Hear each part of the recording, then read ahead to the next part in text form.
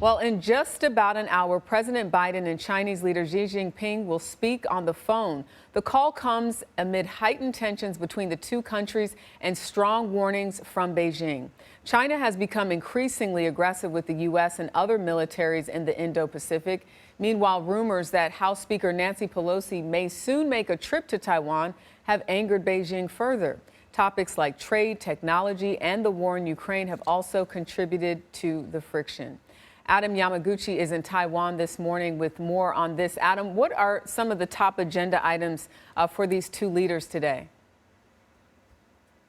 Well, I think it's pretty safe to say that the elephant in the room here is Taiwan. The U.S. and China have been at odds on Taiwan for quite some time now, and reports about Speaker Pelosi's possible trip has really just riled China up. One of the things that seems to irk China most is when countries engage Taiwan at the senior-most levels of government. Recognition of Taiwan as an independent entity always seems to draw an angry response.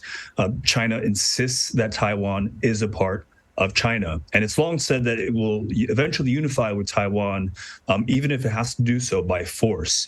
So regardless of whether the trip actually happens, this is going to continue to be a major source of tension and potential conflict in the years to come. And like you said, the tension is not new. What makes it so different now?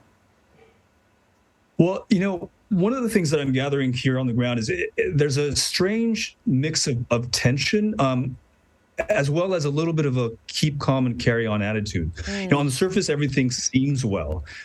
This is a well-off, vibrant democracy. People are going about their daily lives. The Taiwanese have lived with the specter of possible Chinese attack for decades now. But what is changing, you mentioned Russia's invasion of Ukraine, or China's crackdown in Hong Kong, or increased military activity in the Taiwan Strait. And then suddenly you're thrust into a conversation about, threats from China. The danger just seems that much more real, and you can kind of feel it.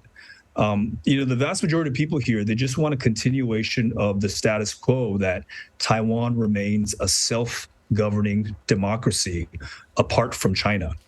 And as you mentioned, you're talking about those military exercises that you've actually observed this week. What specifically is happening there?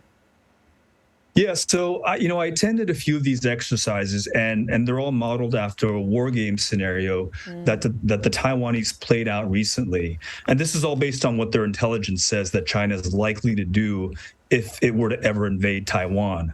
The drills are based also on what China may have learned from Russia's invasion of Ukraine.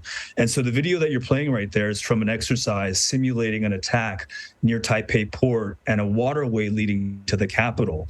And this is a likely target for the Chinese to try to surge ground forces and machinery toward Taipei, the capital, to decapitate the leadership here. And, even though these exercises happen each year, they get a lot of attention, which I think says a lot about where people's minds are. Everyone's watching, and, I'm sure the Chinese are watching as well.